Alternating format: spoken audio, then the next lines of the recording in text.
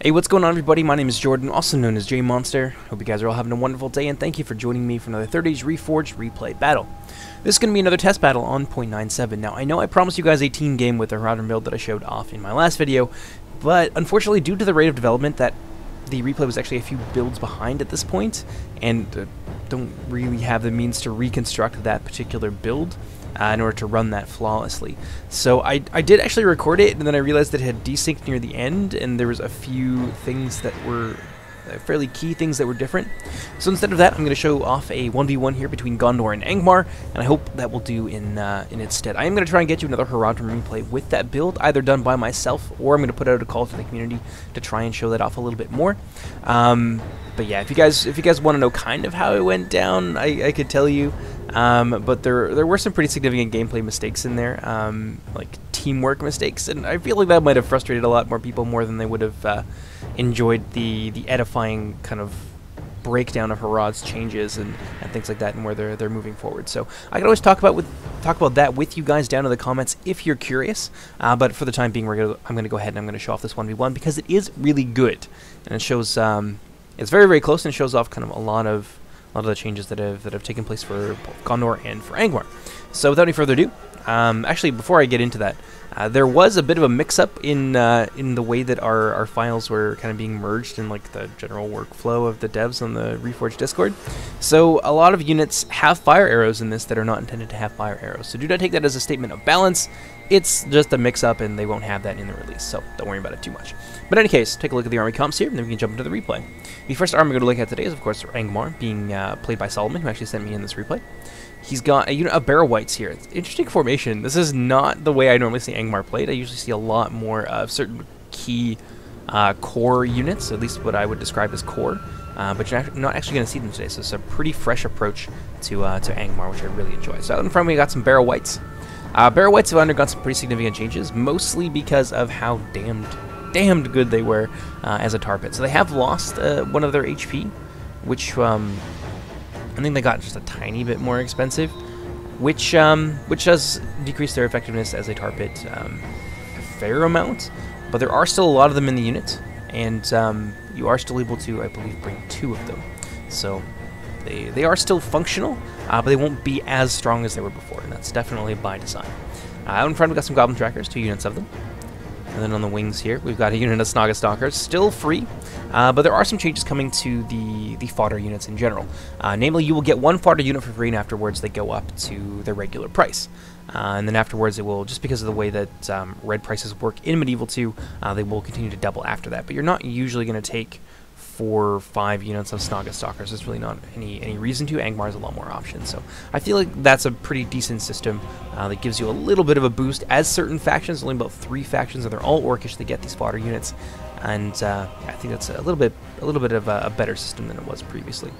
We got 1, 2, 3, 4, 5, 6 units of the Orc Fellers here. A lot of shock infantry, so obviously this is going to be a rush army, as you would expect from Angmar. And then over on the other wing, we've got a unit of Goblin Band. Center is being formed by Angmar Halberds. And a little bit of a note here on Gundabad, and just kind of in the game generally. I will actually post this down in the description if you guys want to take a look at the system in detail. But we have overhauled fatigue and standardized all of that. So a lot of units previously had like very hardy traits, and that's like elven quality stamina, and it was just really all over the place, and a lot of units that needed to have fatigue, their fatigue traits to be higher in order to be effective in their role, and in some cases as an elite unit, didn't actually have fatigue traits at all. So I've gone through every unit in the game, and I have standardized that, and I've got a system for it, and I'm going to post it down in the description so you guys can take a look and critique it if you feel so inclined, and I'm sure many of you do. In any case, we got 3 units here of the Angmar Halberds, 1, 2, actually 4 units of them, 1, 2, 3, 4. A unit of Trolls of Gundabad, a unit of Warg Riders, some Witch Realm Inquisitors, and a second unit of Warg Riders. So altogether, it's an interesting rush army. Got a lot of support, some fairly decent heavy-hitting punch. Though I am a little bit curious to see how the Orc Fellers would do, because they are definitely not a high-tier unit. They are a throwaway, and they compose a significant portion of this army. Let's go ahead and move on to his opponent now. We have the forces of Gondor being commanded by Engsvitz. He has brought some Gandalf's Retinue Bodyguard and a unit over here of the Gondor Cavalry. One thing to note about Lancer Cavalry in general, which is most of, actually, uniquely what Gondor has available to them, the penalty, which is previously -3 versus other cavalry units, has been decreased. It is now -2. So they're a little bit better against other cavalry. I think I explained this in a previous video, but I'll go over it again here just because. I was concerned about power creep because there was a lot of anti-cavalry options being added to the game. Spearmen, as I believe I've mentioned before, got a little bit stronger against cavalry units. So the counters to cavalry have gone up, so I figured the Lancers could use a little bit of something to keep them from becoming obsolete. So yeah, they've lost a little bit of their anti-cavalry malice, but in exchange they have actually gained a bit more weakness against elephant type units. And a note on elephants: it does not have to be shaped like an elephant to be considered an elephant. The Misty Mountain broodlings, for example, chariot units are all considered elephants, which means that they are vulnerable to units that possess the throne trait. So just a little fun fact for you guys there. And we will be adding some more elephant class units to the game. Sauron, the Balrog, giant spiders, things like that. For when Dol Guldur comes out, a little bit of a spoiler there for you.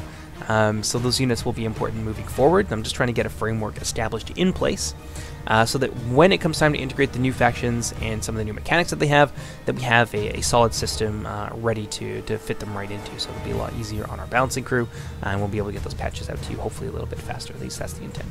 In any case, one unit of Gandalf's Retinue Bodyguard, one unit of Gondor Cavalry with their full armor upgrades. I've also got some Gondor Spearmen here mixed in with the Guards of Osgiliath forming the center line. Gondorian Archers, and some Carandos Marksmen. Good to see these guys in the field. They got a little bit better in this patch. I think they got 1 extra melee defense, so they're now 8 melee defense, I believe, instead of 7. And they are actually quite strong shock troops. They've got about 10 damage on them, which is more than you would expect from a human archer. So yeah, really a solid unit all around, really high armor values as well, so they do quite well in the skirmish fight. Over here, got some Gondor Spearmen, Fountain Guard, because of course you have Fountain Guard. It would not be a Gondor army without Fountain Guard, would it? Another unit of Fountain Guard, a couple units, two units of Pelargir Marines. One thing to note about javelins is that, again, we're taking that step towards standardization and to making things a lot more coherent and transparent, and I would like to think intuitive. They feel intuitive to me, but that's not necessarily representative of how everyone else feels. But javelin units have been standardized in size. So javelin units, as I'm sure many of you know, went down in damage just a little bit, and throwing axes went up in damage just a little bit, but throwing axes lost their armor piercing, so we're playing a bit of a balancing game there. But many of the javelin units had their sizes standardized. Some of them, like the Gondor Pelargir Marines on 0.96.1, for example, they're 121 in a unit, which is the same size as the Elven units. So I wanted to make the Elven units feel, or Elven factions in general, still have that outnumbered feel to them. And so as a consequence, I increased the numbers or normalized them. They kind of went up and down, but then about 10 to 15 units or so for various units, and I brought things just a little bit closer together. So Gondor Pelargir Marines got a nice little buff, an extra 20 men in the unit, and this one over here as well got that. We got some Nimlothian Honor Guard here in addition too. So pretty decent little army here. And I think that's just about it for the army cops, so let's go ahead and start the replay. Hope you guys enjoy it. Somewhat surprisingly, Angstfitz is going, or not Angstfitz, rather the Angmar player, Solomon, is going to take a bit less of an aggressive approach. You can see some Goblin Trackers here moving forward to kind of screen for the army. I think the intention here is to get the Barrel Whites and the Archers out ahead of the force, and potentially defend them with the Trolls from cavalry charges and things like that. Although these Trolls are getting a bit far forward, I would definitely not suggest that you send them in unsupported and alone, especially not against this Gondorian army. When we got here, an attack forward, a very aggressive move here in the part of Gondor. It looked like Angstfitz was maybe going to go for a cavalry charge here against the Goblin Trackers, although of course he does have to deal with those Trolls of Gundabad. But it's a little bit strange that the rest of the army is so far behind, although I think a lot of these units are currently hidden. Indeed they are, so this is very much relying on the element of surprise, which I think is something that I forgot to note earlier on in the army compositions. Most of the Orc Feller units and the Goblins, the Goblin units in general and Stalkers can all hide, so it's very useful there.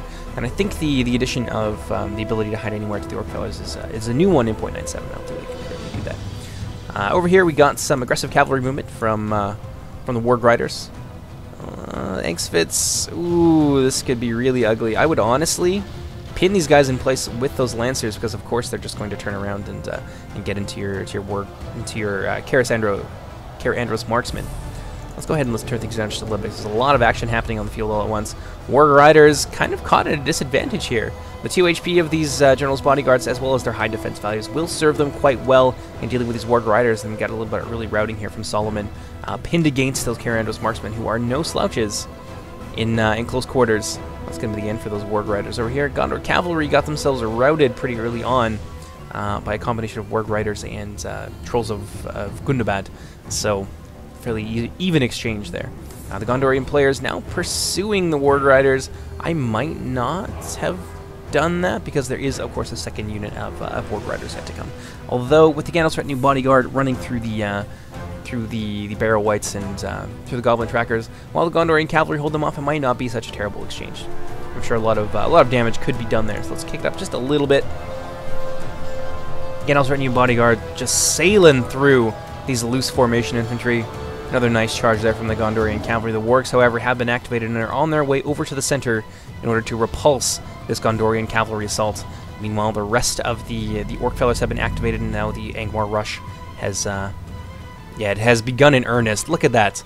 This is just glorious. A nice little sweeping shot there across the battlefield as the Gondorian Cavalry flees in fear at the sight of thousands of Orcs, Trolls, and Warg Riders charging towards their front line. This is indeed what the Loader Total War experience is all about. Meanwhile, the disciplined ranks of the Gondorians wait to receive this charge. Let's see what Exfitz is up to with his cavalry here. Oh, the Witchfell Inquisitor is being activated as well. That's going to be a big problem for the Gondorians to deal with, and one of the challenges moving forward in 2.97 generally. We want to have people be able to counter knight units without giving everybody a knight unit or without giving everybody the same counter. We want factions to play distinct and to have their own flavor, so it's definitely been an interesting task so far in order to make that a reality for people. And part of those changes are actually bound up in the Lancer buff. But in any case, moving on back to the battle, Witchfell Inquisitors here in close quarters with the Gandalf's Retinue Bodyguard. They are being held down, however, and being pelted with javelins from the Pelargir Marines. Gondorian Cavalry looking like they want to move in for an encirclement. The Gandalf's Retinue Bodyguard, however, need to retreat, get out of there as quickly as possible. I think the Gondorian Cavalry could be used to great effect over here to try and stymie the advance of the Orc Fellers. Of course, you want to try and keep the Orcs at arm's length for as long as possible, which does give the Gondorian missile troops an opportunity to do a fair amount of damage, especially in this large column formation. The Orc Fellers, with their lack of shield and lighter armor, are especially vulnerable. Nice charge here from the Gondorian Cavalry into the Orc Fellers. Exfitz is doing exactly that, stymieing his enemy's advance, trying to prevent himself from being completely encircled. You can see a lot of the Orc Fellers are being used to flank right now, which is a smart thing to do. Shock infantry does not have to be used head-on, and indeed against a pike wall, like what the Gondorians are presenting here, it is ill-advised. Use the Trolls of Gundabad to get in there quickly and to break through the lines, and this is a big thing right here. Putting these two Pelargir, I think that's both of them that are in there. Indeed, it appears to be. Putting them so close to each other like that allows a single unit to run through the line and to disrupt both of them. It's an incredibly efficient way to buy yourself a little bit of time, which when you're playing as a rush faction with a rush build, that is an essential part of ensuring victory. You want to be able to do a ton of damage and prevent your enemy from using any potential counters that could cause your strategy to fall apart, which is exactly what Solomon is doing here. So great job for him. Gondorian Spearmen here coming into contact with the front line of the Angmar army. This flank was not quite as successful, I think, as they wanted it to be. Fountain Guard, however, reforming to meet the remaining Orc Feller units as they try to encircle these poor Gondorian Spearmen. From the front, these guys will do all right, but if they find themselves surrounded and attacked in the rear by these armor-piercing troops, well, things could turn around pretty quickly. Meanwhile, over here, Solomon doing his best to try and crush the Gondorian wings, but so far the Gondorians have held firm. And now that the Angmar halberds have arrived, they're going to occupy the Gondorian center and prevent these troops from moving onto the wings and potentially blunting Solomon's assault. It is worth mentioning, however, that these halberds are not going to do great against these pikemen and against these spearmen here that are presumably in defensive formation. The halberds do not have the same range as pikes. so they will find themselves thoroughly outmatched in this kind of fight. It's really an uphill slog for them, so it's going to be in the wings where this fight is going to be decided, of course. Over here, Warg Riders charging into the rear of the Nimlothian Honor Guards. That is not a good thing to do. These guys have a lot of anti-cavalry bonus. As I said, Spearmen got buffed generally. And, of course, they are AP, so those Warg Riders will quickly melt away. Over in the back here, just a nightmare in the center. Seems some of the Fountain Guard have been pulled off to try and deal with this disruption. Oh no, the poor Pelargian Marines trying to get off a volley. Meanwhile, this Fountain Guard moving in to support them. That's a pretty nasty place for those Witch Realm Inquisitors to be. Two-handed spears as well got buffed. They have, I believe, a 10 spear bonus. So, of course, the Angmar General is going to go down there. Ooh, that's a nasty loss for Solomon. Out on the wings and in the center, however, they have managed to wrap around the Gondorians a little bit. But I don't know if it's going to be enough. Solomon doing his best to handle this solid line of Gondorian steel and courage, but so far it's not going great for him. I don't think there's any area on the battlefield where he is definitely winning. Let's see what's going on over here. Gandalf's retinue bodyguard being bullied by the Witch Realm Inquisitors. If the Gondorian general can be destroyed, the Gondorians have simply average morale. In the mod at the moment. Most of their units tend to have average morale. The Fountain Guard and the more elites are obviously the exceptions to that rule. But if they can snipe the general, then with the amount of fear-causing units they have and their numbers, well, it could potentially cause some routing that could evaporate the Gondorian front line. Seems like the Witch Realm Inquisitors instead going to charge through the Carandos Marksmen, get into the rear of the Pelargian Marines, try and shut them down, prevent them from opening fire on these large mobs of Orcish infantry. What do we got so far? 35 to 41. It's a fairly even fight so far. Although I would definitely say it's in favor of the Gondorians. A little bit of breaking there in the center. Some of the Angmar halberds break off and flee from the battle. Angmar halberds over here on the Gondorian left wing, also in a spot of bother, already shaken despite having high numbers still remaining. Ooh, a nice charge. Ooh, I thought it was going to be charged from the rear, but it's actually the Orc Fellers being routed. Very unfortunate. This is a tough situation for Solomon to be in, so I'm going to go ahead. I'm going to turn it up just a little bit here.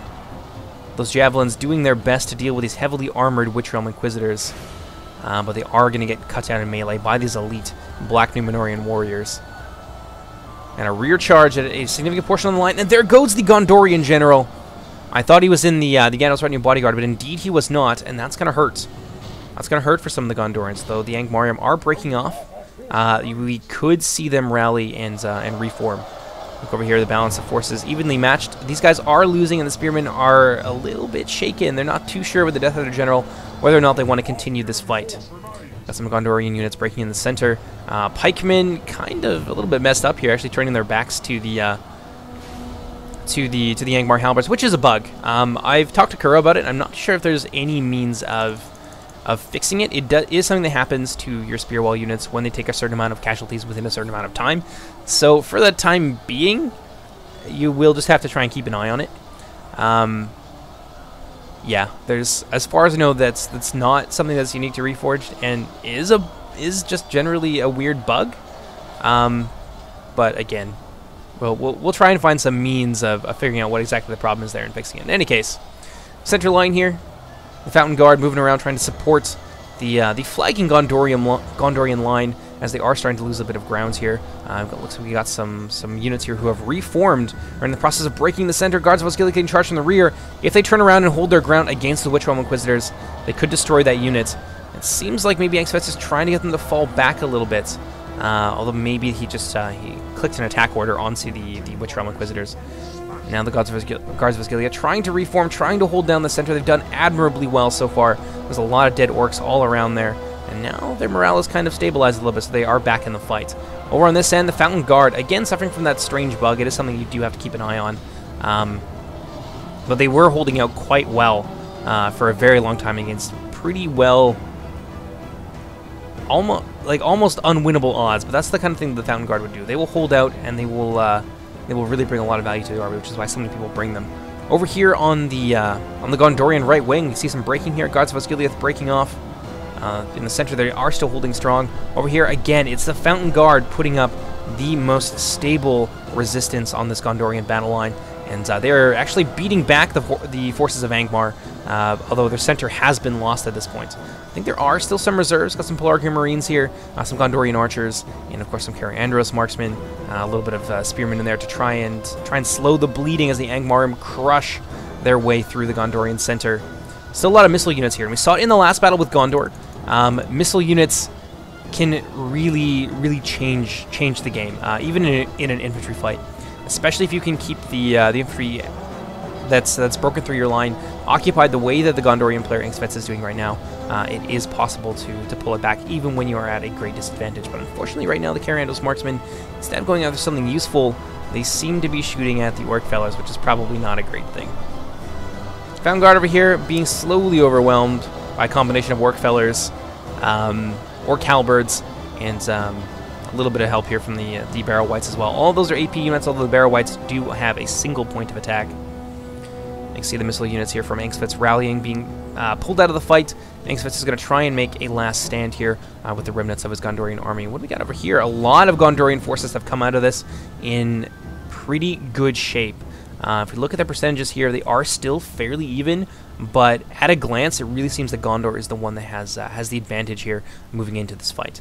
There is still a bit of a nuisance here in the form of the Witch Realm Inquisitors, but they are so few that at this point they are far less of a danger than they might otherwise be. Although the fear effects and the morale shocks that they can cause, coupled with the death of the Gondorian general, that could be a problem. Even these Carandros marksmen here, they're thinking of wavering, and I'm not too sure why. There's no discernible reason why that should be. There aren't really any fear-causing units now left near them. They aren't taking any significant amounts of damage. I'm a little bit confused about that. What do we got over here? Nimlothian Honor Guard, still 25 remaining in combat against the Witch Realm Inquisitors. That's going to be no problem for them. I think we're going to witness the end of the Witch Realm Inquisitors here in just a few moments. I kind of like this as a screenshot, though. Ah, damn it, I was too slow. Too slow. What we got over here? Fountain Guards. What remains of them? Doing their best to hold the line. I kind of like this as a screenshot, too. Any shot of the Fountain Guard is a good shot. And Gondorians over on the back lines here have rallied. Carandros marksmen, Gondor archers coming together. Pelargir Marines. I presume they're targeting the Angmar halberds, and of course they are. And they're going to take a nice bite out of those Barrow Whites as well. It is worth mentioning that unlike... there's a lot of Barrow Whites flying around here, but I think it has to do with the amount of mass that they have relative to the mass of the projectile or the things that hit them. So it is easy to make them kind of fly around like this, but you will find that they get up. It's a bit like being knocked over by a moment kill. Ooh, some fire arrows overhead here from the Carandros marksmen. So the Carandros marksmen will be a unit that will retain fire arrows moving forward. However, the Gondorian archers over there popping off their flaming arrows, that will be something that changes. And there is going to be a new projectile moving forward. I can tell you more about that down in the comment sections. I won't talk about it too much here. Flaming arrows coming in, claiming the odd orc and Barrow White life here and there. It seems like the Gondorians are going to try and rally, although there is like some piecemeal assaults here. The Fountain Guard from Angmar charging into, well, casually walking to their doom in the midst of this Goblin Band unit. They will do a fair amount of damage, though. Nice rear charge there from the Ganos Retinue Bodyguard, who I had no idea were still counted among the ranks of the living. They are going to get caught by the Angmar halberds, however, and one of them is going to die. I think the plan here is by Angmar is to try and break the notoriously low Angmar morale. They have lost their general. They don't really have any of their inspiring units nearby. Any of their core units like the Guardians of Karn Doom, for example. So this is possible, and I think that's probably the impetus behind the piecemeal attacks. He's trying to get them to bunch up so that he could try and mass rout them. Although with the Barrow Whites, they are going to have to be engaged in melee, so this will take a toll. They need to be surrounded, and they need to be attacked with some pretty decent infantry in order to destroy them quickly, with the limited numbers that Gondor still has remaining to them. What do we got here? Some breaking, so it is a little bit successful here. The Pelargir Marines, their sacrifice is not in vain, at least at this juncture. They are going to rout, however, under the continued fire arrow volleys. But Gondor still has a fair amount of troops still left over. Carandros Marksmen, Gondor Spearmen, Gondor Archers, Nimlothian Honor Guard, still 25. Carandros Marksmen, Gondor Spearmen, a lot of Guards of Osgiliath. I think that now would be a good time for these units to move forward and to engage this mass here. And then if he had his troops a little bit farther forward, this is a positioning mistake here for sure. If these troops are farther forward, he would be able to tie up this Angmar infantry unit, or blob rather, and try and break them and deal with them as they come in. Because they are going to be coming in waves now at this point. You can see some Goblin trackers in the back here, who apparently still have ammunition. Surprising. Very surprising indeed. But they will be coming in waves. Some of them are breaking. Some of these units will end up reforming, however, and then coming back to the fight. Naga Stalkers breaking off. The ace in the hole is really the Barrel Whites. That's the one thing that is stopping Engsvitz from surging forward at this point and sweeping away what remains of his enemies. And this is definitely... This is something that would certainly be more acute on 0.96.1, which is why the Barrel Whites are getting the changes that they're getting. So if you're concerned about that, we do kind of have that well in hand. There are some valid reasons that we're basing this off of, and you're kind of seeing one of them in action right here. It's very hard to kill these guys, and two of them with 3 HP is just a little bit over the top. Over here, Gondorian Spearmen and some Nimlothian Honor Guards kind of moving forward on their own. It's a little bit unfortunate. These guys against the Halberds, they need to be supported by the Nimlothian Honor Guard. The Nimlothian Honor Guard have a quite potent morale buff, so they will keep these troops in the fray for significantly longer. What's he trying to do here? Gondorian Spearmen, they are even still routing. I think it's probably because of the numbers and how badly they're losing that fight. And the Nimlothian Honor Guard trying to get in there. I think the Nimlothian Honor Guard are going to end up in a pretty bad position here too. We might see them end up routing and fleeing off the field as well. Kyrandos Marksmen now have ammunition, charging in here against the Halberds. Nimlothian Honor Guard definitely not having a good time. These Marksmen should be able to deal with this though. Maybe if the Barrel Whites end up in the fight. They do cause fear. Very intense battle right now though. Very much in the balance. The Gondorians have less men, but they have greater quality. Although with the vicious arrows the vicious volleys of arrows, rather, that the Gondorian player does not seem to have an answer to at this point in the game. That's really a big problem. All those Kyrandos Marksmen on the verge of routing. The Nimlothian Honor Guard even breaking because of the addition of the fear and the loss of their general, and just the sheer weight of numbers arrayed against them. Very unfortunate. I think that's going to be the hopes of Engsvitz dashed here. Although it is worth mentioning that he does have some decent units to leftover guards of Osgiliath, Gondor Spearmen, and some Kyrandos Marksmen who are kind of waiting over here. Although this is also, I believe, done on a different build, so this could be a little bit of corruption right here. This unit might have already been knocked out earlier in the game, so don't pay too much attention to that. Like I said, development moves really quickly, so it is hard for me to get replays out and still be an active participant in that, and to also do all of the things that are expected of me, like watching replays and talking with the community and poring over stats and that sort of thing. So my apologies for the kind of lack of content the last little while. It has been a little bit of a struggle to try and strike a solid balance of everything. So in any case, back to the battle. Kyrandos Marksmen here fleeing in the face of the Angmar Halberds. Honestly, I would have them fight them, but yeah, the fire arrow volleys, that's going to be the deciding factor. I forgot about this. The deciding factor in this ends up being those nasty fire arrows, and that's not an ability that they are supposed to have, unfortunately. These Angmar Halberds might end up getting themselves routed here as well. I think those Kyrandos Marksmen, 36 of them fleeing off the battlefield is really unfortunate. Looking on the back there, Barrel Whites, yeah, that's basically it for Gondor. It was a solid fight, though. Guards of Osgiliath here, in tandem with the Gondorian Spearmen managing to rout these units. Kyrandos Marksmen and the Gondorians rallying. They might get a good piece of these Goblin trackers here if they manage to rout them. I don't know. I'm surprised those Kyrandos Marksmen actually came out from routing. That's some lucky stuff right there. Let's see here. Barrel Whites, Goblin trackers getting together. Let's see what happens. Ooh, Kyrandos Marksmen going in alone. Fear-causing infantry. And those fire arrow volleys. Oh, we could see a mass rout take place here that could absolutely destroy Engsvitz's hopes of victory. Yeah, there's a lot of those Barrel Whites. They are taking a fair amount of damage, but with the fire arrows from the rear and the damage that these units are able to cause, plus their locked morale nature. Yeah, I got some Goblin trackers coming in from the rear now. I think this is going to be game over. Yeah, we have some breaking there. The last of the Gondorians have been scattered. It really came down to this unit of Barrel Whites in the end. Gondorian archers going to do their best, but these guys have pretty significant defensive stats against arrows, mostly to represent the fact that they are incorporeal. So that's the intention behind the stats on the Barrow Whites. And eventually they'll end up being transparent as well, so they'll be represented visually in addition to the stats. Let's see what we got here. Gondorian archers, come on. Just get in there. Just die. Die gloriously.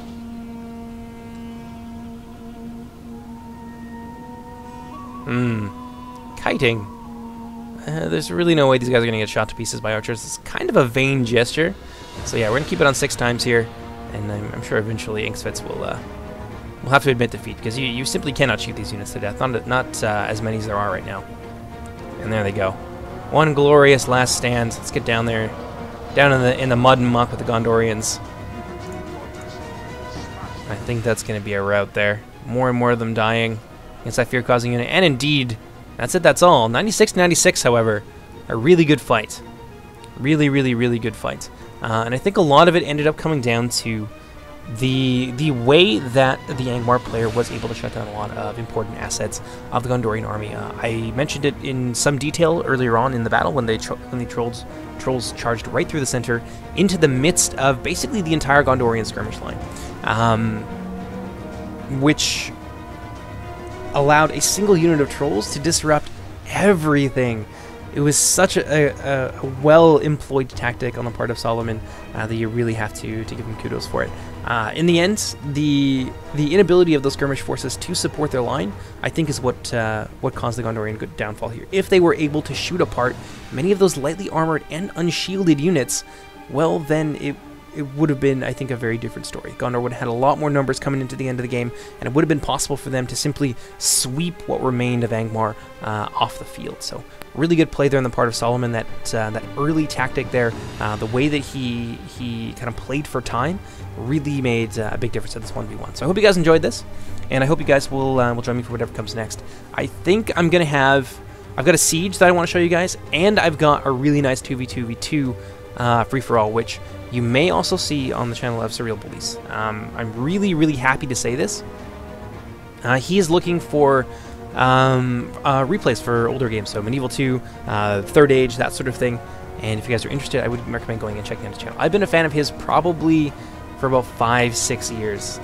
Really nice guy, really down to earth, and he's got some great content as well. And I really hope that we get to see some Reforged content produced by him. But in any case, my name is Jordan, also known as J Monster. Hope you guys have enjoyed this, and I'll see you next time. Take care, everybody. Bye-bye.